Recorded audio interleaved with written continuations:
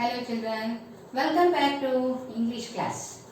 Right, so in the previous class I have left up to where that Arjuna went to see what has happened to his brothers, that is Nakula and Sahadeva. He just went there and also he was also overwhelmed with the monstrous thirst. ಅಂದರೆ ಅವನಿಗೂ ಅತಿಯಾದ ನೀರಡಿಕೆ ಆಯಿತು.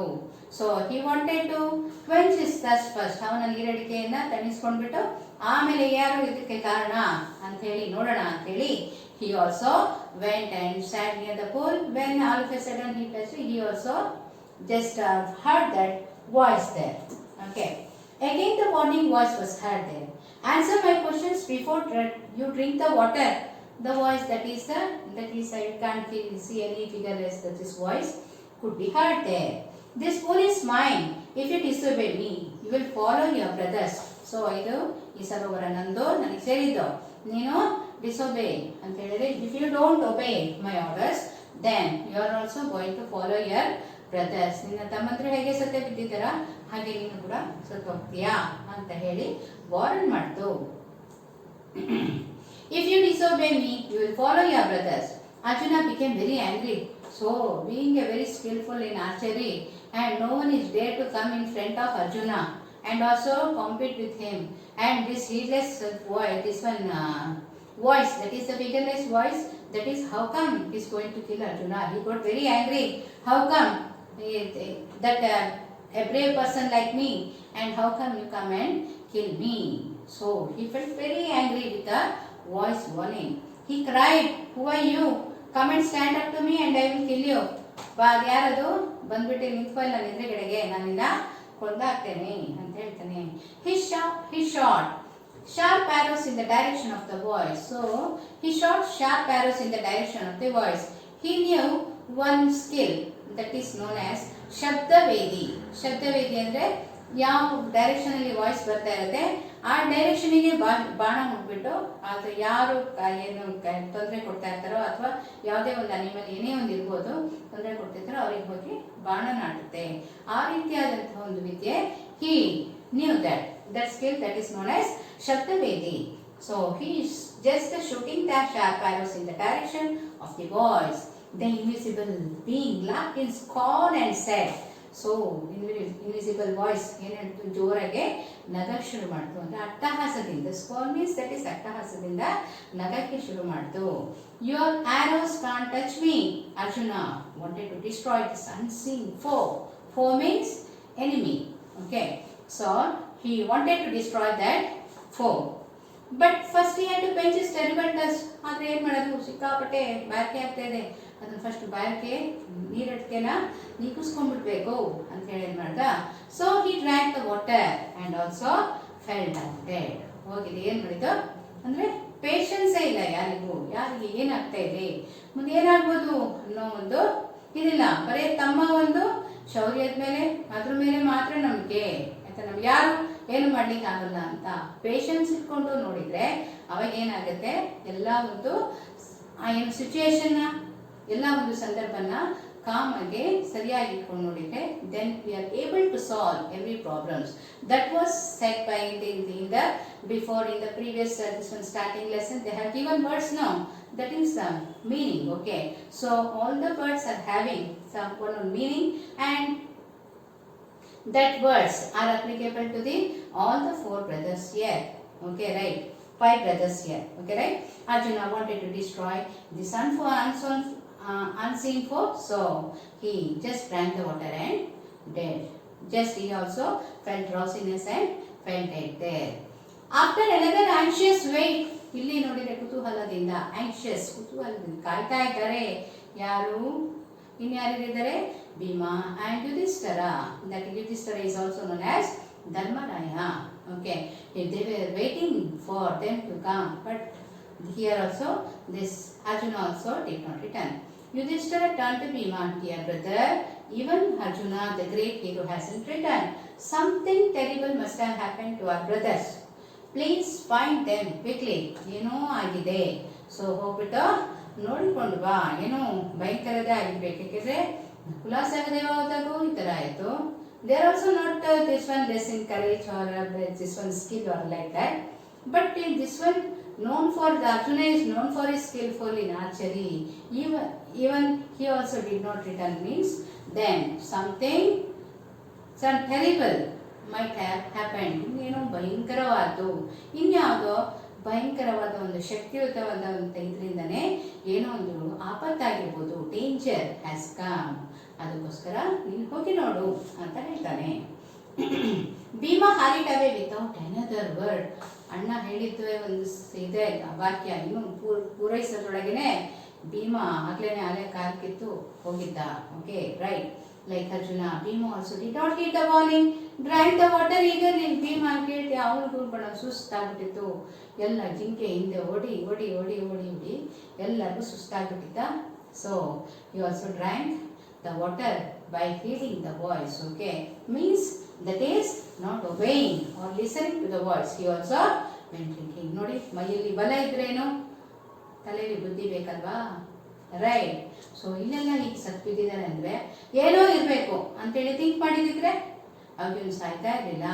C the patience and endurance, right, the wiseness, these are all the things should be kept in mind. Only the courage and bravery is not going to save the life, but wiseness is also, and also intelligence is also, is must and should for the people, right? Glaring around him, so Bhima also did not heed the warning, drank the water eagerly, glaring around in defiance, and instantly his great strength seemed to slip from him like a garment, and he also fell dead among his brothers. Bhima ಹೇಗೆ ಬಿದ್ದಿದ್ದು ಅಂದರೆ ಸತ್ತು ಒಂದು garment ಹಿಂಗೆ ಉದುರಿ ಬೀಳೋದು. ಎಷ್ಟು ದೊಡ್ಡ ಶರೀರ, ಅಷ್ಟು ದೊಡ್ಡ ಶರೀರ ಏನಾಯಿತು, ಮಾಯ ಸರೋವರದ ಒಂದಿದ್ದಕ್ಕೆ ಏನಾಯಿತು, ಶಕ್ತಿಯಿಂದ ಇವನು ಕೂಡ ಒಂದು ಬಟ್ಟೆ ಹಿಂಗೆ ಬಿದ್ದ ಹಾಗೆ ಆ ರೀತಿ ಬಿದ್ದು ಸತ್ತೋಗ್ಬಿಟ್ಟ ಭೀಮ ಕೂಡ.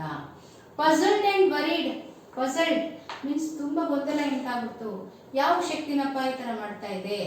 ಆ್ಯಂಡ್ ವರಿಡ್, ತುಂಬ ಸಂಕಟಕ್ಕಾಯಿತು. ಯಾರಿಗೆ? ಯುಧಿಷ್ಠಿರಗೆ, ಧರ್ಮರಾಯಗೆ.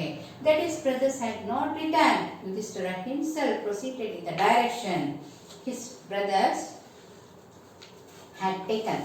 ಸೊ ಯಾವ ಬ್ರದರ್ಸ್ ಸಿಗ್ತಿದ್ದ ಹಾಗೆಯಲ್ಲೇ ನೀವು ಕೂಡ ಯುಧಿಷ್ಠಿರ ಕೂಡ ನೋಡಿದ್ರು. ಹೌದಾ, ಏನಾಯ್ತಪ್ಪ, 4 ಜನ ತಮ್ಮಂದಿದ್ರು ಕೂಡ ಇಂಥ ಒಬ್ಬೊಬ್ಬರು ಶೂರ, ಭೀಮಸೇನ, ಇವನ ಆರ್ಚರಿ, ಸ್ಕಿಲ್ಫುಲ್ ಇನ್ ಆರ್ಚರಿ, ಇವರೆಲ್ಲ ಇದ್ರು ಕೂಡ ಈ ರೀತಿ ಆಗ್ಲಿಕ್ಕೆ ಏನು ಕಾರಣ ಅಂತೇಳಿ ಅದೇ ಗೊಂದಲದಲ್ಲಿ got puzzled. Yudhishthira he went in the path of the where his brothers went. When he came near the pool, he saw his 4 brothers lying on the ground, to all appearance dead. He was shocked. ನೋಡ್ತಾರೆ, pool ಹತ್ರ ಹೋದಾಗ ಎಲ್ಲ brothers ಎಲ್ಲ ಸತ್ ಬಿದ್ದೋಗ್ಬಿಟ್ಟಿದ್ದಾರೆ. So he was very much shocked. He got into the pool to quench his thirst. ಏನು ಮಾಡ್ದ, first pool ಹತ್ರ ಹೋದ, ಫಸ್ಟ್ ನಾನು ಕೂಡ ನೀರು ಕುಡಿಯೋಣ ಅಂತ ಹೋದ. Okay, at once a voice without form warned him, your brothers died because they did not heed my words. So that voice, invisible voice, what it told, see, your brothers' reason for dying is they heeded my voice. They didn't this one listen to my or obey to my warning. They just, that's why as they didn't obey my warning and they started drinking water, I made them to die. Okay, you just don't follow your brothers. You need to answer my questions. These are okay. Do not follow them. Answer my questions first and then quench your thirst. This pool is mine. ಈ ಸರೋವರ ಬೇಕಂದ್ರೆ ನನ್ನ ಒಂದು ಆಜ್ಞೆ ಇರಬೇಕು. Okay, ನನ್ನ ಒಂದು permission ಇರಬೇಕು ಅಂತ ಹೇಳಿದ್ದು. ಇದು ನನ್ನ ಸರೋವರ. Yudhishthira knew that these would be none other than the words of Yaksha and guessed what had happened to his brothers. So voice ಕೇಳ್ತಿದ್ದಾಗ ಏನು ಮಾಡಿದ್ದು ಯುಧಿಷ್ಠಿರ? ಸೊ ಇದು ಯಾರಿರ್ಬೋದು, ಇದು ಯಕ್ಷನ ಒಂದು ಪ್ಲ್ಯಾನ್, ಇದು ಯಕ್ಷನ ಒಂದು ಮ್ಯಾಜಿಕ್. ಓಕೆ ಅಂತ ಹೇಳಿ ಅವನಿಗೆ ಗೊತ್ತಾಯಿತು. ಓಕೆ, ಆ್ಯಂಡ್ ಆ ಒಂದು ಇದರಿಂದ ನಮ್ಮ ತಮ್ಮಂದರಿಗೆ ಯಾವ ಗತಿ ಬಂದಿದೆ ಅಂತಲೂ ಕೂಡ ಊಹಿಸಲ್ಪಟ್ಟ. He saw a possible way of redeeming the situation. Redeeming means bringing back to a calm position. Okay, redeeming ಅಂದ್ರೆ ಆ ಒಂದು ಸನ್ನಿವೇಶನ ಸರಿಯಾದ ಒಂದು ಸ್ಥಿತಿಗೆ ತರಬೇಕು ಅಂತ ಏನ್ ಮಾಡಿದ್ರು Yudhishthira? Just kept quiet, didn't drink water. He saw a possible way of redeeming the situation.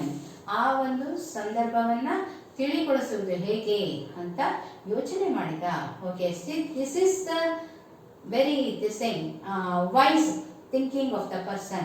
So we should not act fastly. Okay, whatever comes in life, we should not take the decision quickly and move forward like anything and get hit to anything and falling dead or just get hurt.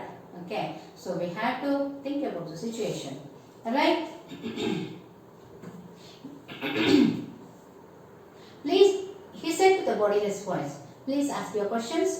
The voice put questions rapidly one after another.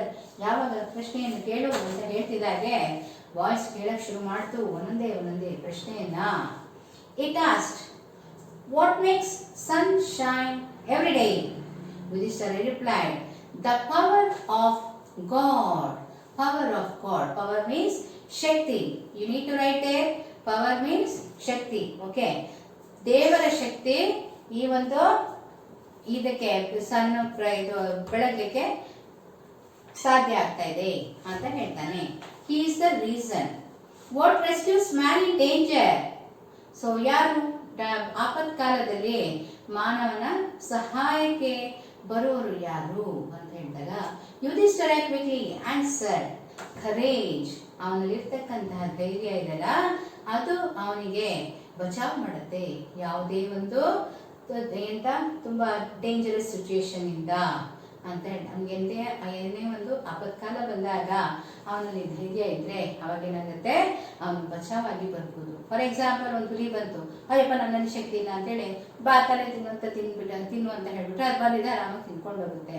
ಏನಾರ ಆಗ್ಲಿ ಒಂಚೂರು fight ಮಾಡೋಣ, ಅಕಸ್ಮಾತ್ ನಾನು ಬಚಾವಾಗೋಣ ಅಂತ ಹೇಳಿ ಏನ್ ಮಾಡೋದು, ಮುಂದೆ ಹೋಗಿದೆ ಹಿಂಗೆ ನಿಂತು ಅವಾಗ ಏನಾಗುತ್ತೆ, ಹುಲಿ ಓ ಯಾರೋ ಸಿಕ್ಕಾಪಟ್ಟೆ ಧೈರ್ಯವಂತನು ಅಂತೇಳಿ ಏನ್ ಮಾಡುತ್ತೆ, it will run back. Okay, so the courage is going to just save the person in danger.